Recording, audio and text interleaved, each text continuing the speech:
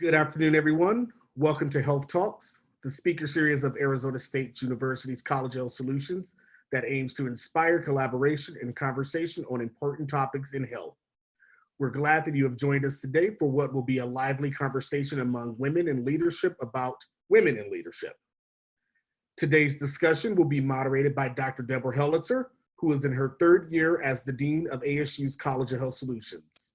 Since her appointment in August 2017, Dean Helitzer led the College of Health Solutions through a collaborative visioning process to reimagine the identity of the college and expand its educational and research capacity. Prior to ASU, Dr. Helitzer was the founding dean of the College of Population Health at the University of New Mexico, where she led the development of the nation's first undergraduate degree in population health.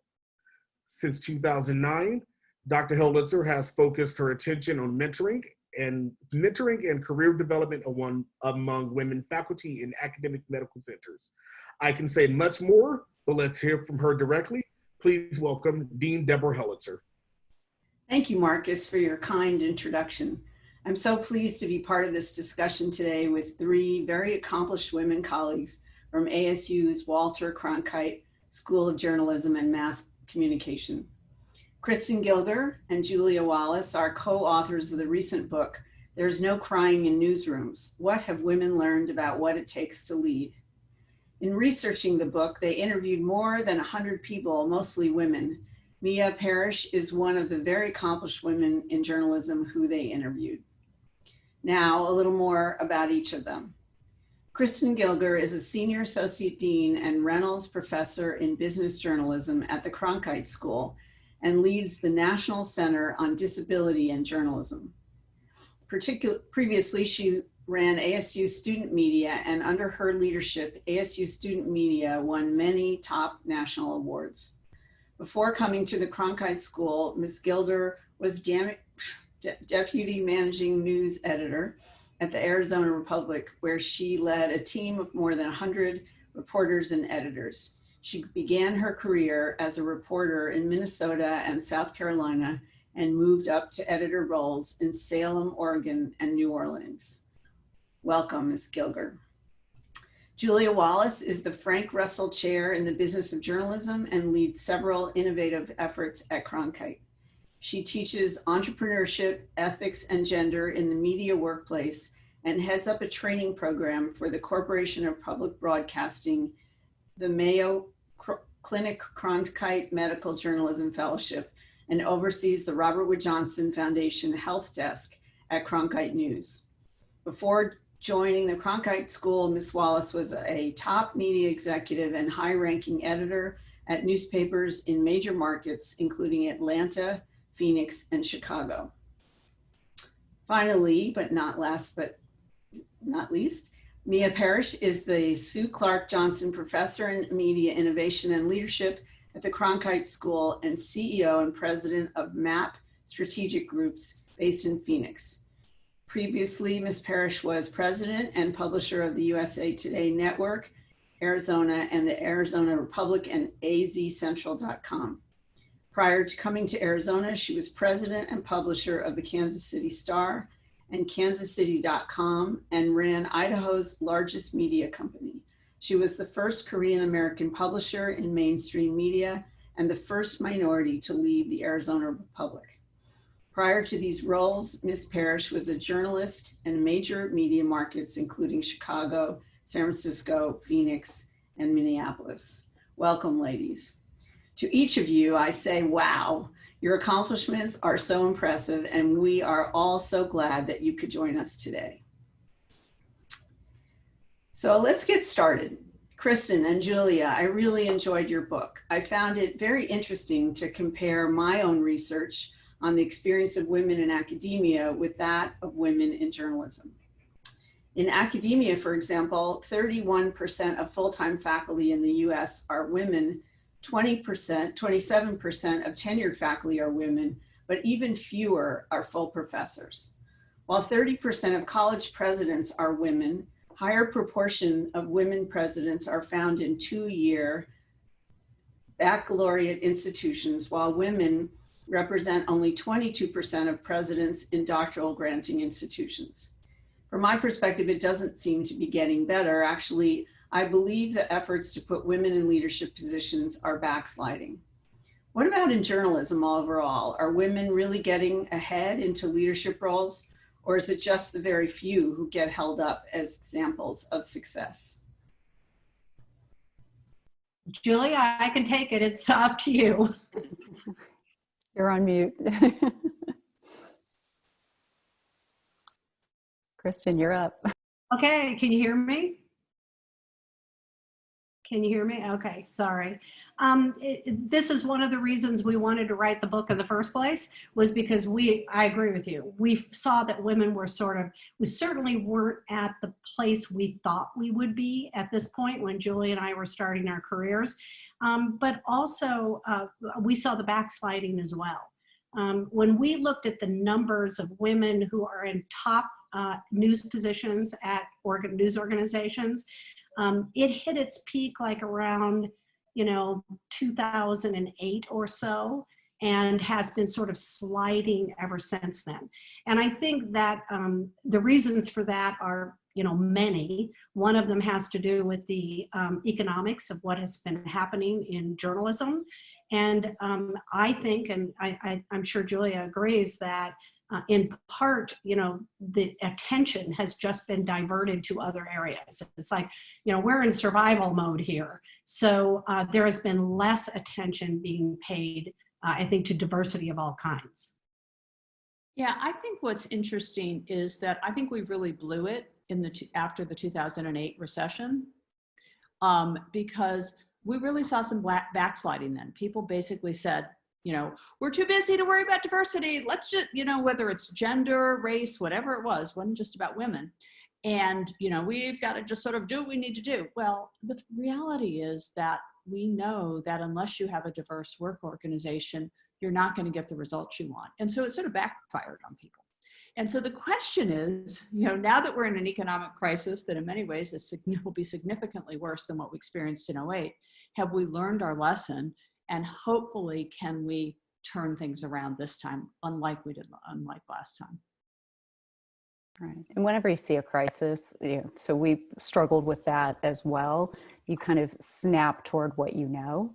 And, the familiar for a lot of people in newsrooms were people who looked like them. So it's a lot harder when you're in the middle of a crisis. It's not an excuse. It's just sort of how it happens. So it only in places like what I was running or Julia was running or Kristin was running, where you're really still deliberate about that, and where you also understand that there's a business imperative. The businesses that are more successful are more diverse. The teams that are more diverse are more successful. And so I think it wasn't even just bad numbers. You're going to have worse outcomes because we took our eye off the ball right when we really, really needed to have our eye on the ball as an industry. And all of that is true outside of journalism, right? And in any industry or position traditionally dominated by men. We were talking just before the session started about the stories that are coming out about how countries headed by women are doing better during the coronavirus. So it applies to all kinds, including higher education. Mm-hmm. Absolutely. Well, when I was doing my interviews, some women said, well, leadership is a tall, white, 6-foot man with a beautiful smile, and women can't, fit that. So, and then also I think that women are not thought of as finance geniuses. And so whenever there's a financial crisis, they turn to a man. And so I think that might be another thing. So the title of your book is There's No Crying in Newsrooms. Why did you make that the title of your book? Well, I'll jump in here. We think that coming up with the title was like the hardest thing we did. We had like the entire book done, and we had been through a zillion bad titles. Mia had brought together some women to sort of brainstorm it. We still didn't have anything. And what happened was my daughter was in town and we went to the hairdresser.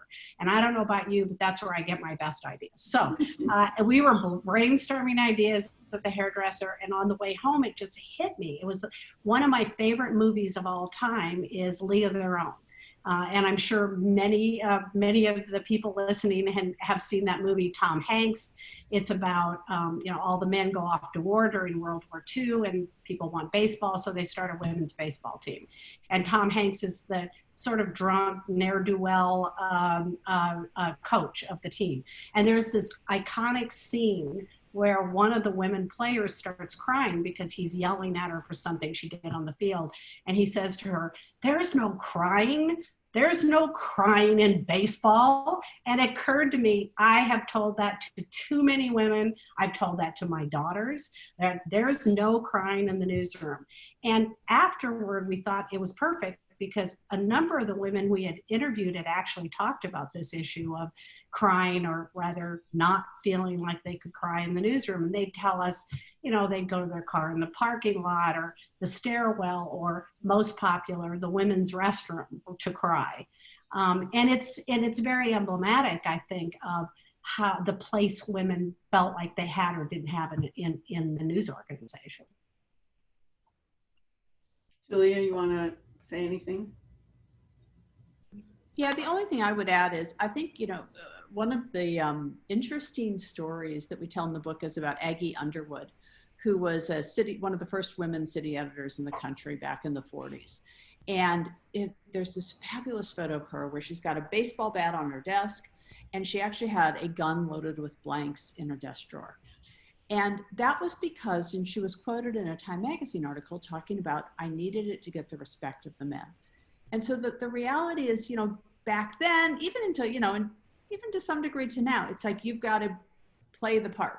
You have to be tough, you have to be male. And so crying is not what those tall white guys do with the perfect teeth, right? And so therefore it's something that has been heavily discouraged. Although almost every other kind of emotion is tolerated, just not that one. Yeah, right. Although in the end of the book, there is a young woman who says, "I'm crying. It's okay." So you think that's changing among. So yeah, so that was actually one of my favorite interviews was Melissa Bell, who's the head of Vox, VOX. I don't know if anybody's spending time on Vox Media, but they own Vox and SB Nation, Eater, a bunch of media brands.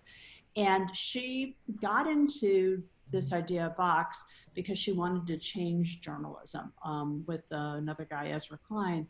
And instead, I think she's actually changed journalism culture. So she's a big crier. She cried 3 times during the times I interviewed her. And she cries in the newsroom and has sort of set. She cries at board meetings. Yeah. She's an emotional person.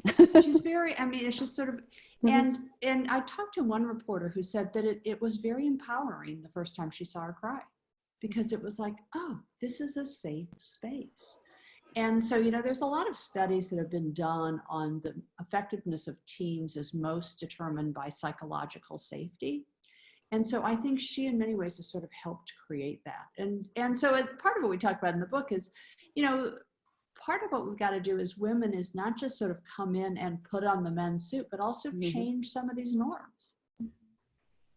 Right. Yeah, I agree with you. I recently, during this whole crisis, talking to my faculty and staff, I've gotten very choked up because I'm so impressed with them, and I don't want not to. I don't want to have to not show my emotions. I think that's my authentic self.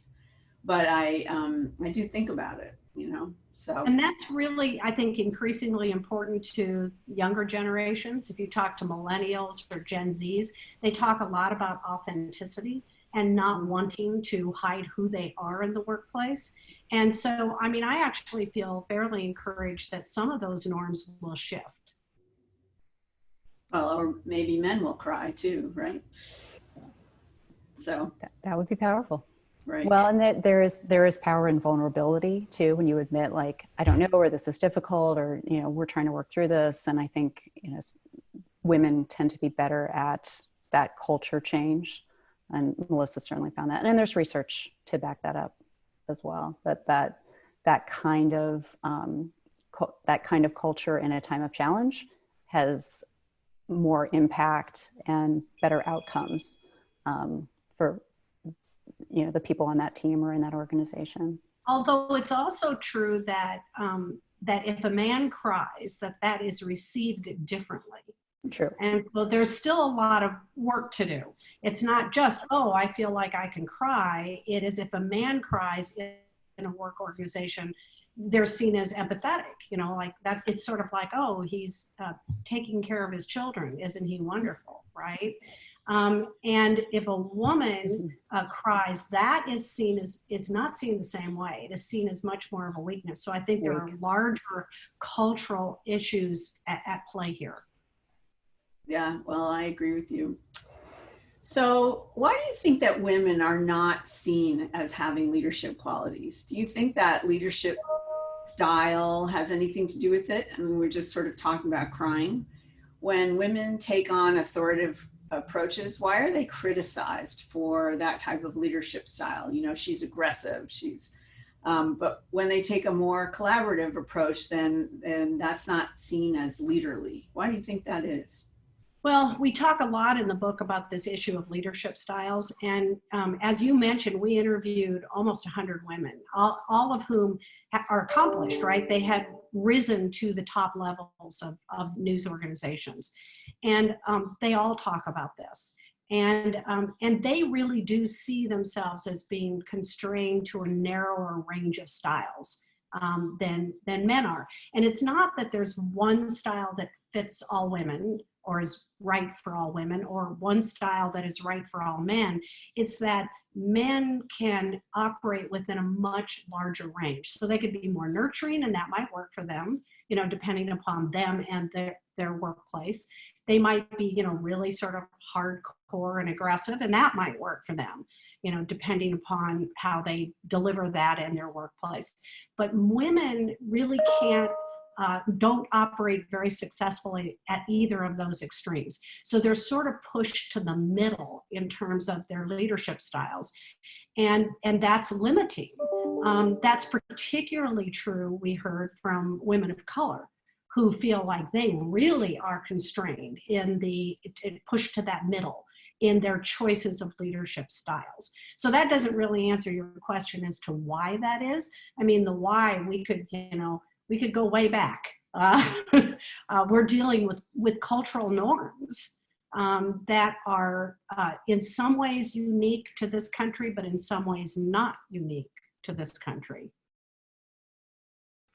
Julia, you want to jump in on that? Or yeah, I mean, I think the only thing I would add is I do think it's a lot of culture. I do think there are variations by country, just as countries vary. But, some of the issues go back a very, very long way. I think that, some of it is reinforced in all sorts of ways. One of the questions in the chat is, how do we combat some of these issues of these cultural views? And I think some of it, frankly, starts with a lot of boring HR stuff. Is that, what are your pay equity policies? What are your hiring practices? What are your promotion practices? How are you ensuring it? That a lot of times we tend to sort of put all that HR stuff in the box and don't make it part of our living, breathing culture, and that the head of the organization doesn't believe it and walk the walk and really make it happen. And that's what it takes. I mean, Kristin and I worked for a media company where the CEO was a very early supporter of diversity and made a difference because he was, everything from bonuses to, whether you got the next promotion depended on how you responded to this question. And so I think that's a pretty critical part, but it's not very sexy, frankly. And so I think that's one thing. I think the other big thing is, I would put on that list, is male allyship. That, when Kristin and I have talked about it, we've said one of the regrets we have is that we didn't talk enough to men. We spent a lot of time talking to ourselves about it, and we all agreed, imagine that. But if we're really going to make change, the entire community has to change. And that means men as well as women need to sort of understand and want to have an equitable work environment. When Julia and I were coming up in newsrooms, I think, Julia, you described this best. You said that we were fighting a ground war, right? It was like things would happen to us, and whether that was, a sexually disparaging kind of comment, or a promotion or pay or whatever. And we fought those battles ourselves. We fought them one by one, but by ourselves largely, although we talked to other women. And we really thought, I thought, okay, I can make these changes for me. That will pave the way for other women behind me. I will help bring up those women behind me. They get to leadership positions, problem solved. And that didn't happen. And it's for the reasons Julia just described, is because we were not looking at the larger institutional, organizational, or cultural issues. It's not just a ground war, right? It's a battle for all of us. Mm-hmm. And Lauren asked too, how to, as leaders, do you cultivate that different environment? It's an all the time thing, is what I found too. And it's HR and then living those policies. And then when you do the thing, whatever, like when you're calling out women leaders or teams, or, that you're reinforcing why it is, like why we have this diversity committee, and here's what the output is of this, and here's why we're better as an organization for this. And, we're serious about these things, or we're going to, talk about these things that are hard to talk about in a funny way, but, we have serious outcomes for it. So like being really transparent and deliberate, like all the time, because it's also really easy to snap back, because, as soon as I was gone, the team looked different. As soon as Julia was gone from her organization, the team was different. So the three of us have been good at changing the environments where we had control over it. But that sustainability, I think, is my big regret of mine, figuring out how to keep that so it's sustainable, that culture changes permanently. It's really, really hard. That part's hard. I also think, sorry, Mia, I also think it's really important that we use data and that we really look at data. There's a lot of implicit bias. I mean, promotion is an example of that, where, we go, well, I'm not being biased here, right? I mean, I looked at the applicants, and this looks like the best applicant, or who gets the pay raise, or the job, or the promotion. And or even how the wording used in evaluations, right? How we're evaluating people. And I think that, unless we use data to call out those issues, those patterns, then we're just simply not aware of it. And it's not all bad intentions. Some of it is just, oh no, definitely not. It is who we are. And without data and the conversation, as Mia said, people aren't going to be convinced that anything needs to change. And the business case for it. I mean, that's what I did, too, just saying, sometimes that's the language that people listen to, not employee engagement or happiness or anything. It's like, okay, we're more successful, and here are the reasons that, we're going to be more successful with our audiences or our students, whatever. Somebody else asked if you had to give your past self some advice for when you were starting out in the professional workforce. And I think Julia loves giving advice. Hi, Julia. But she's better about this. Yes, she's better Julia, about like thinking of this. What would you tell your snotty 20-year-old self? Oh God. I don't know. I mean, I think that's so much about sort of who you are, right? So usually the most important advice I like to give to women is the importance of confidence and perseverance and resilience, because I see too many women get sidelined by that. I didn't really have that issue. I mean, my advice was I needed to tone it down a little.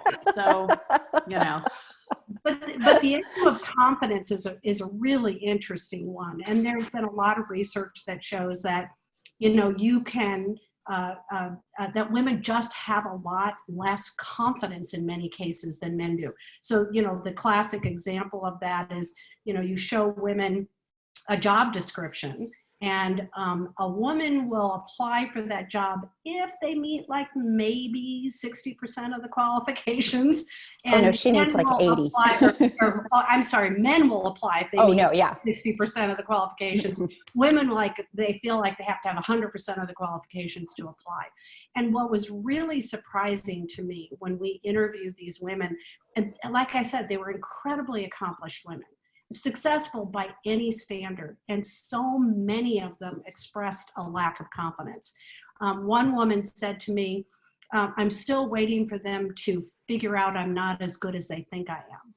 And I was just completely taken aback by that, because I'm like, you got to be kidding. But there is that confidence gap. And so my advice to young women is that if you're going to be a leader, you have to be able to act. And you have to be able to act even when you don't have 100% of the information, and even if you're not feeling 100% confident about the decision. Now, the percentage, how close you want to get to that is an individual circumstance, right? But you have to be able to say, okay, I feel confident enough to act or to make this decision.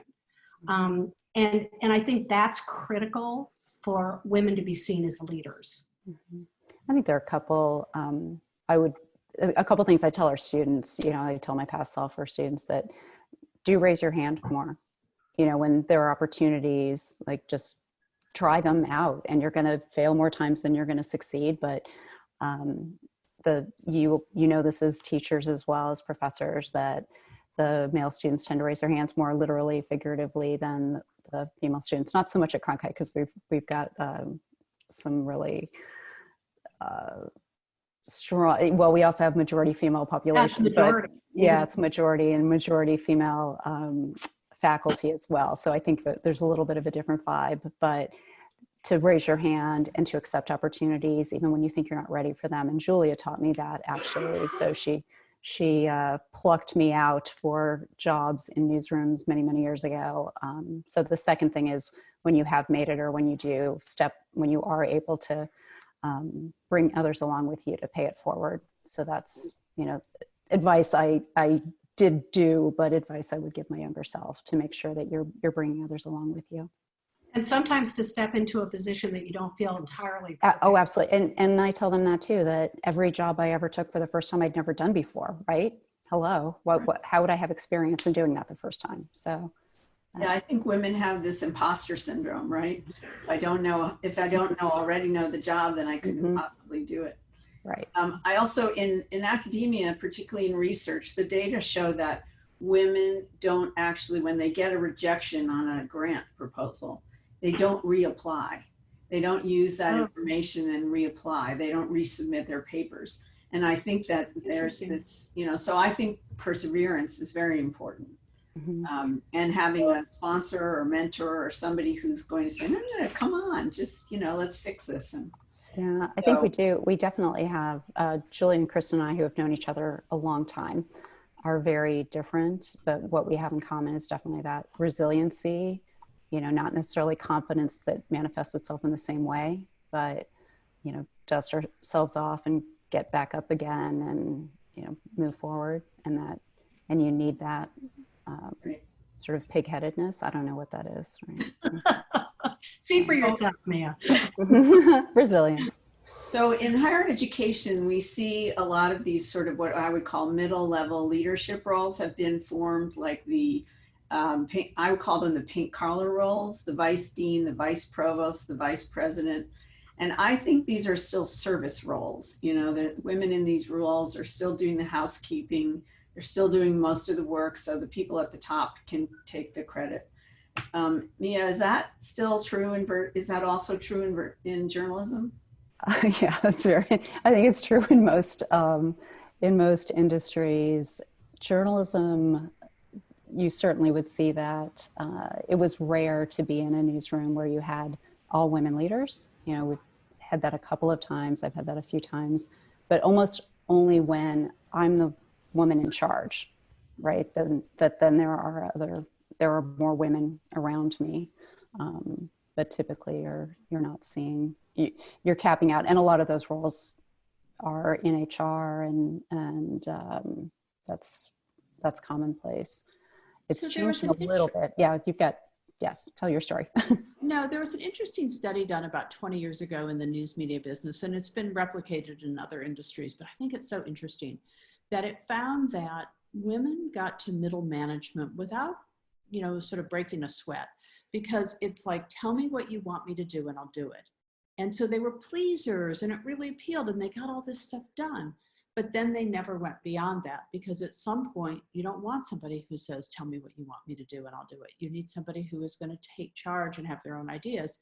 And what happened is these women became unbelievably frustrated, because they're like, I did everything you wanted. I succeeded on exactly the terms you told me to succeed on. And now you're telling me I can't move up. And that's just so frustrating. And it totally resonates, right? You go, oh, I totally get that. And I think that remains, and where that is in any organization that can vary, but I think that is very much a recurring thing. And I see somebody else, Christine is asking, have any of us had negative experiences with other women in leadership positions? And if so, how did we handle them? And is there any? We love this question. We love Kristin this and I question. love this question. The funny thing about this question is we never even thought about this when we were writing the book, until we started going out on book tour and women would ask us this question. Oh, I can talk about this one. Yeah, go ahead. You go right ahead. So Kristin and I have a different, so our view, we really were sort of thrown by the question, because it never came up in our interviews. We never probed on it.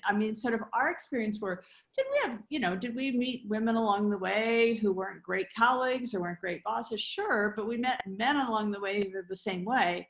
And I think we never really attributed it to gender. If anything, we sort of tend to give women a break, saying, hey, the sort of standards for what women are held to are higher than for men. And so, I don't know, I think we didn't, I literally, sort of went back and I remember Chris and I one night after one of these Q&As had this conversation where we're literally sort of racking our brains for our career, trying to think of a case where you'd say, oh yeah, that was a queen bee. That was somebody who wanted to be at the top and didn't want any other women.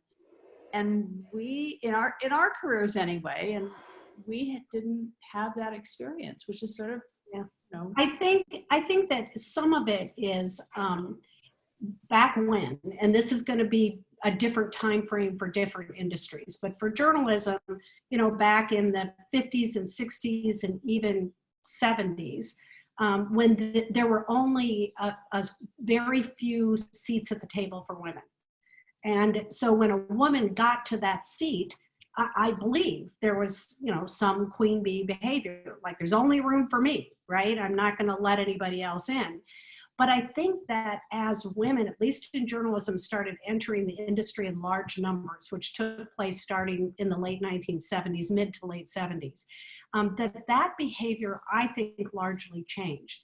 And I think the other thing that's at play is what Julia referenced, which is, a man cannot be supportive in a work environment, can blow you off, say something rude, not support you in some way. And you just sort of like say, okay, he's a jerk. If a woman does that, I think it's interpreted differently. So I don't think it's the behavior that's different. I think it's the way we receive that behavior. We perceive the woman then as being a queen bee. Does that make sense? Yeah, see, I have a different experience. But yeah, Okay. I think there is an element of that, like you expect the men to not be so supportive and you're hoping that the women would be supportive. So there's definitely an element of that. I'm Gen X and my generation's smaller, and the women ahead of me, now the two of you hired me and promoted me and helped me, and You can't say anything bad about us, Mia. No, I know, truly, but you're the exception in my experience, right? So most of the people who helped me, other than the two of you, were men, and I have a lot of examples of women who were hostile, unhelpful, as well as women younger than I was. Who I was trying to help, who were jealous because they'd been treated the way that I'd been treated. So I worked harder to be, to help and to be deliberate in talking about that as an issue, and to bring that up and to sort of call people on their crap when they were acting like a queen bee. I called it empress behavior, but that kind of. I don't know, Julia, we may have to do a different book on this.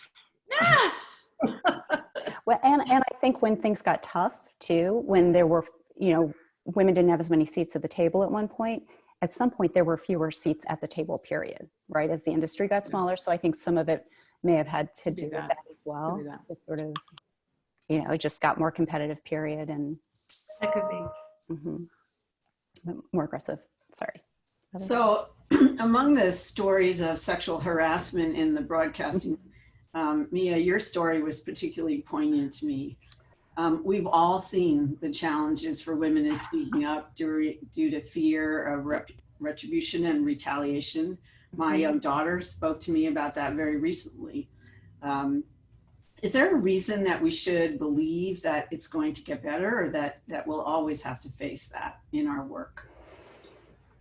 Should Mia tell her story first? So I think the one that the dean's referencing, I was, I have a lot of stories, but a couple of years ago, I'd had an encounter with Representative Don Shooter at the legislature, and I kind of brushed it off. It was rude and it was inappropriate, and it was bad enough that I mentioned it. And part of the reason it was bad was because I was in charge of the largest media organization in the state, and this was the head of the appropriations committee saying something that was grossly inappropriate and sexual to me in front of my attorney. And time passes, and one of his colleagues calls him on, you know, makes allegations against him, and then somebody else makes allegations against him. And so I ended up writing about that. And anyone who knows me, and Julian and Kristin certainly know this, I'm not flamboyant. I don't like to be the center of attention. I don't want coverage. I don't like to be on camera. I didn't tend to write pieces, certainly not first person pieces particularly, but this time around I wrote about it, and the day it published, they pulled him off his committees, and he was eventually voted out of he was the first legislator in the country voted out over Me Too. So that was kind of a big deal. And we've had since one of the people who Mia, the question is, so is it going to keep happening? Are people, I mean, even despite Me Too, are people going to continue to face this kind of harassment? Yeah, I think they are. And I yeah. Good. Yeah, sorry. Now I think it's going to lessen. I think there are better channels for reporting it. I think people are more aware. You know, it gets talked about. I think we're seeing some changes. Certainly, I see it with the students. You know, we actually just had this whole conversation about a week ago. It came up. We were talking about leadership styles and getting ahead and getting jobs and what sort of roles and whatever. And the male students asked me, you know, what can we do to be better allies? What does that look like? You know, if we're in this kind of discussion and the woman gets talked over, you know, if somebody mansplains something to her, you know, what can I say? What can I do? How can I be a good teammate? And trust me, when I was in college, this was not something that my male colleagues were saying, you know, like, how can I be helpful to you when somebody takes your idea, you know? And so you're seeing more of that. I think the awareness is raised. But my short answer of no is that, you know, this is 3 years ago, and I'm the president and CEO of the largest media company, and that's still happening, you know, and the sorts of things that still happen, even at the top levels, make me worry about what's going on for our students, for interns, for people coming into job experiences, you know, now. Julie and I did a panel with sports, women in sports journalism, about 1.5 years ago. And there were, I don't know, what do you think, Julia, 300 or 400 people at that. And she asked, how many of you have, you know, stand up if you have been harassed on the job? And every single person stood up, and they were young. I mean, these were people starting, you know, not everybody, but, you know, a lot of them starting out. So it's still very prevalent, that's in the middle of Me Too. So that really concerns me. It takes a lot longer to change. I think one of the interesting things, we also tried to interview a number of young women for the book. And what they describe largely is an environment where things are still happening, but they're more subtle than the things that happened to me and probably Julie as well. Mm-hmm. I mean, when we were being sexually harassed, you really knew you were being sexually harassed, right? Like being propositioned. I mean, it was very clear. And what the young women describe to me now is where they're not so sure sometimes. It's like it goes back to that issue of confidence and sort of doubting themselves. So something happens and they go, oh, did that really just happen? Am I just being overly sensitive? Am I crazy? And in some ways, I think that those microaggressions, as the viewer asked, can be even more difficult to deal with. So I certainly think we have challenges. I'm seeing a couple questions on the Q&A. Maybe Julie and Kristin want to call those up too. When I'm in conflict, I tend to have an adrenaline rush and I can no longer think clearly. Do you still get nervous and comfortable with conflict? And what are some of the techniques that you help to manage your reactions? I'll answer that because I actually hate conflict. I'm like I love harmony. I don't like, that's my least favorite space. So I've really had to come up with ways to manage that and have those difficult conversations, that kind of confrontational thing. I tend to do a lot, this sounds sort of crazy, but like that meditative breathing, just sort of center myself before I'm dealing with that adrenaline rush. But it has also taken practice over time where I'm like, okay, if I'm going to be in this kind of situation, or I'm going to have this kind of conversation, I've had people who work for me, like really difficult conversations I've had to have around sex harassment and issues of disrespect or whatever that is hard. So that's just like a real thing. And I feel for you, whoever asked that question. Somebody asked about, can we talk a little about clothes that women should wear to the office? And is there an expectation of work dress for women to be taken seriously? Julia and Kristin and I have different answers to this. What do you guys think? I think the answer is it depends. Depends on you have to understand your workplace and the culture of that workplace to answer the question. And I actually, this is one of those ones I've sort of changed over time. I think the answer is yes. And I say that from someone who I think sometimes was, I like dressing I'm going to laugh. I mean, and not in a provocative way. It's not no. Yours is not provocative. It's not provocative. It's just sort of wild. I like Julie doesn't like colors. To blend. She won't blend. Yeah, I like hats. I like patterned hose. I'm like that. I like crazy shoes. But it's like I would say, and this sort of goes to part of that sort of younger self advice. I think sometimes people made assumptions about me that were faulty because of that, and so I sort of think probably So I think you really need to think about the fact that whatever you wear does make people sort of decide what they think of you based on first impressions, and be thoughtful about it. I mean, to Kristin's point, depends what your culture is, what you want to do. But I don't wear the yellow pantsuit anymore. I thought the yellow pantsuit was really quite something, and it was not Prada. It was very high fashion. Now, I remember, Julia, you showing up in the newsroom in Salem, Oregon, straight from Chicago, and everybody went, "Whoa, what is she wearing?" And I was a very conservative, very purposefully, very conservative dresser. I wore closed-toed shoes. I always wore, I never wore short sleeve dresses. I always wore jackets. I was and that's partly because I was a very young manager to begin with, so I didn't have the street cred. So I dressed not like a guy, but conservatively.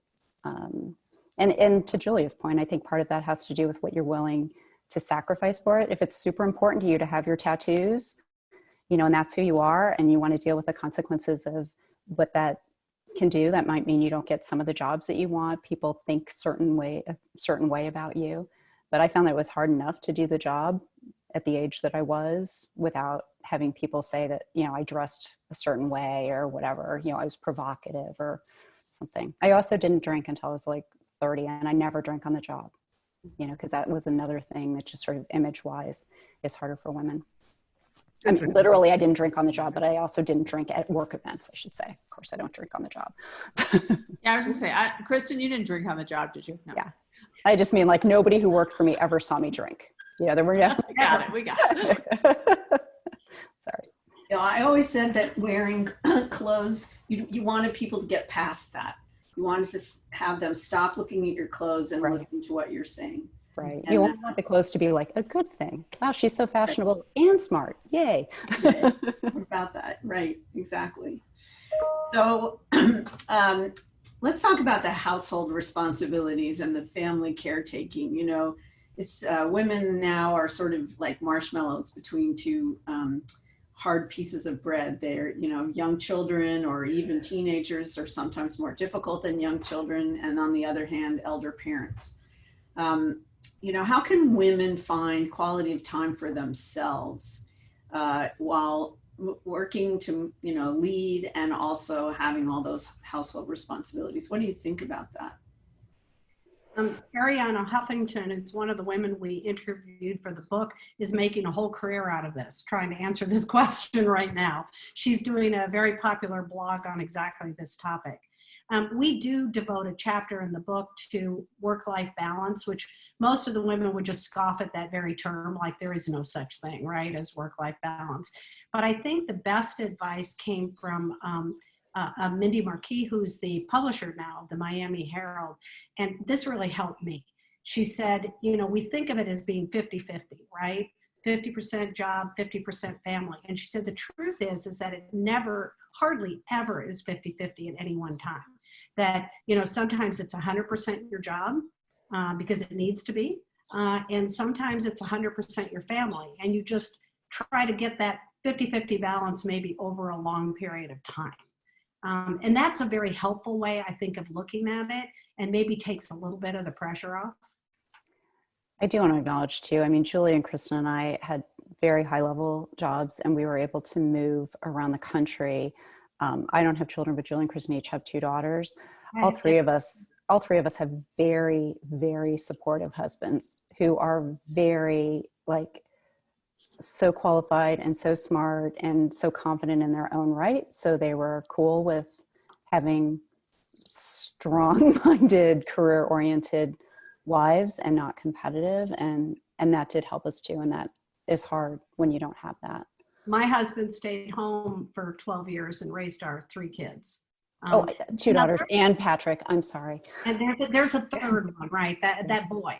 Yeah. But that's you know, that also has pressures. I mean, I've told the story about one time when I was in New Orleans and I came home from work early one day, like 4 or 5 o'clock. And my oldest daughter was then like 7 years old, was sitting on the living room floor playing with her best friend. And she looks up at me and says, "Hi, Mom." And and I'll never forget this, her best friend looks at her and says, "I didn't know you had a mom." Which I was like, what? But so there's always a certain amount of Gary's very nurturing. Yeah, the one other thing I would add to this is the importance of focus. I mean, I think that many times that women are so much more effective in the workplace is because we really figure out how to focus. There's something called the Pomodoro method, which is all about how do you like sort of focus on work in sort of intense spurts almost. And I think that's part of what you got to do. You got to figure out how when you're, you know, doing a project for work, you are 100% in. And then when you're with the kids or you're with your parents, you're 100% in. Because trying to do it 50-50 is a, you know, road for just feeling like you're fraying at every Sometimes you know, the work needs 90%. You know, I mean, there just are those times. So I've like overarching 50-50, but sometimes it's like 100 over here and I'm like just a crappy wife and daughter. And sometimes I'm a really great daughter because they need me and I'm not, you know, and I've got to say, hey, I need to go take care of this thing for my family. So that's part of it too. We have an interesting question related to this from Lauren about disparaging comments that she gets about the hours that she's working. I don't know, my first reaction is to this is like, don't listen to those people, but you all might have better response than that. I did laugh. Julia's daughters are living with her during COVID, and one of them, and they're both very driven, shocking, but one of them was talking about she was utilizing this time to show why she should be able to work at from home sometimes. And so she was like getting ahead on all of this stuff to show how, very efficient she was. And I think some of it is saying like, hey, we're able to multitask. This is how I'm able to do all of these things. I've responded to that as a boss, certainly, and been flexible. And when you sort of have the data to show what that looks like, that can help break us out of boxes too. And I don't know if this helps, but raising children is a long range proposition. And I would argue that what you're doing with your work is something that is a really important lesson for your children that will show up later in their lives. Mm-hmm. Yeah, I agree with that. My kids used to say, you love me, you love your work more than me. But now they say, oh, I understand now why you did that. So there's a great question here in the questions. There are many situations in which men aren't thrilled to have a woman on the team or the project. However, there are instances where men have actually considered, having a woman on the team as a benefit or an advantage? Yeah, so here's what's interesting is in the past 2 years or so, there have been an increasing number of women on corporate boards. And the reason that's happened is because of data that has come out showing that companies have better financial results when they have diversity on boards, right? And so I think, there actually are people who get it. I mean, and we, all of us have examples of the people who mattered, who really allowed me to do what I wanted to do in my career were men, frankly, because there weren't that many women doing it. And so absolutely, I think that's real. And to find those allies, to really look for those people who are supportive, because I think many times they are looking for people to help. Mm-hmm. A couple people are asking about, like microaggressions and those sorts of things too. And I think those are related when you're like calling people out, that there are different tactics and different ways that you do that. I use humor a lot because I get uncomfortable with like the aggressive way of doing that. But I think there are different people have different styles in doing that. It's a difference. Yeah, I don't mind confrontation at all. So yeah, Julie and it's true. Like Kristin and Julie are very much more like calling people in a crap, and I'm like, did you really, really mean to just say that thing that was totally inappropriate and could get you sent to HR? Really? You sure? Do you want to try again? Let's try that again. Okay, good. Yeah. I do think there's an important question about women of color. And I mentioned that I think women of color face even more obstacles and challenges than other women do.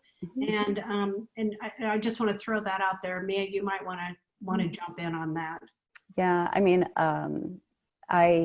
every so often I want to take out of my bio that I was the first Korean American this or the first minority that, because, I hate, it's kind of sucks to be the other, but it also, I have a sense of pride about being, a role model for people, especially, the older that I get. But there is an added both obligation and pressure, and there are definitely stereotypes that come with being a woman of color, depending on what it is. So like I've been called a dragon lady, which I find particularly, fraught as an Asian American. And there will be those things happen, and they make it harder to do the job. And there are also that unconscious bias, where people just bring on their own assumptions or biases, or they're not mean-spirited necessarily, but they're like, oh, well, you must need to stay at home because blah blah, or I'm pretty quiet ordinarily, and people think that that's like mysterious Asian. They don't mean to be that way. So dealing with that, I do think there's an added level of challenge, and part of that comes from having to be in a culture where you're surrounded by more people who look like you or understand the circumstances and can be more open about that. But it continues. It's still a problem. I think the numbers really back it up. As bad as it is for white women, in positions of power. For Mhm. people, for women of color, the numbers, you know, whether it's in media or in Any industry. any organization, the numbers are awful. And the same with pay equity, you know, that the people who make less money than anyone are Latina women. And so there are significant challenges. There's no doubt about it. I think one of the things that can be helpful in a workplace is for women of color in particular is to find their team. You know, it's to find the allies and the other people who you can educate. Maybe they don't come to you educated, but you need those allies and the people who understand in the workplace. And I think that can make it not easy, but perhaps easier. It also has been, it was helpful to find allies within, so not just like Asian women and find other Asian women. It's like, you know, other people within a diverse, build a diversity coalition. And I've, you know, done that quite a lot, and then very deliberately did that within organizations. So you were giving people a tribe, you know, giving people that team and that network. And that helps when you're not alone too. Yeah, I mean, it helps to not be alone. You started the diversity group at the Republic, right, I Mia? did. And it just like lives on. It's a beautiful thing. And it helps when it's authentic and when they actually get when there is responsibility and there is outcome that is positive. And we were able to do that. That made a big difference. And then they scaled it across the company. So that's a good outcome too. And Julie and I have visited a lot of news organizations on this book tour, and a number of them are doing that as well. They're creating those micro groups that anybody can join, you know, except in one case, in one news organization, only women could join. And I kind of thought that was a mistake. You know, it is and it isn't. I think there's space, like having an ERG where, you know, you do want you don't just want all the women in there, you need allies who are men, but I think we're getting to the point where it's nice to have sort of that safe space too for women's groups. And I've changed my mind about that over time, the older I get. So we're coming up on your time. Sorry, Deborah, you didn't get to all your questions. That's fine. I'm having fun listening.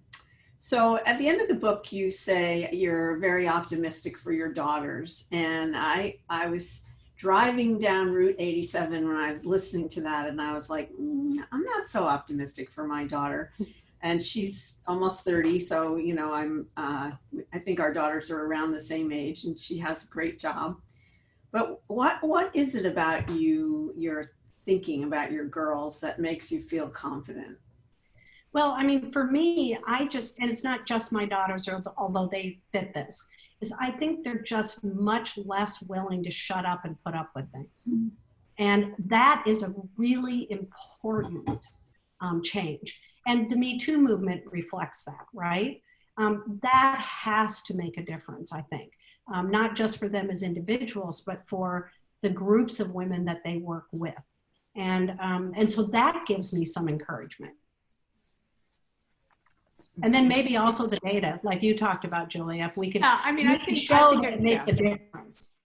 Yeah, I think a combination of this generation not being willing to just sort of sit down and take your place, and I think increasing emphasis on data will ultimately bring about change. Well, we are at the end of our time. So I want to thank all of you for being part of this. It's very exciting to me. This is something I'm really passionate about. And I wonder if each of you has one last thought that you want to share. You can buy the book on Amazon. Nice. Not to be too crass about it, but actually, Changing Hands has it too, and we want to support them. They do curbside pickup. Yeah. And if you order it through Changing Hands, we'll sign it for you, I think. I don't know. Can we still go in and sign books, Julia? No. Well, you can meet them. Anyway, you can meet them in the driveway, and you know. There you go. Yeah, right.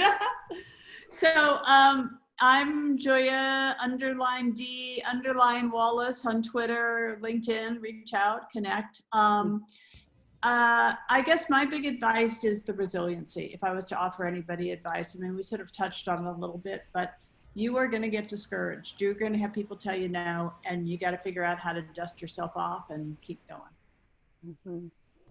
Mm-hmm.